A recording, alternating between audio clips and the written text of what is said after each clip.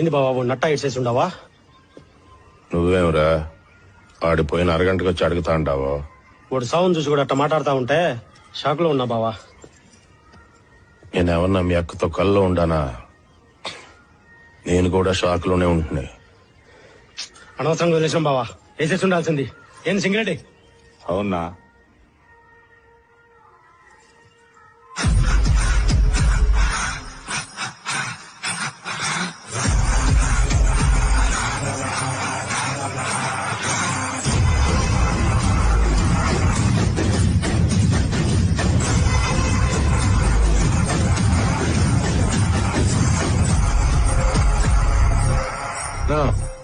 Phone చేసుకునేదా?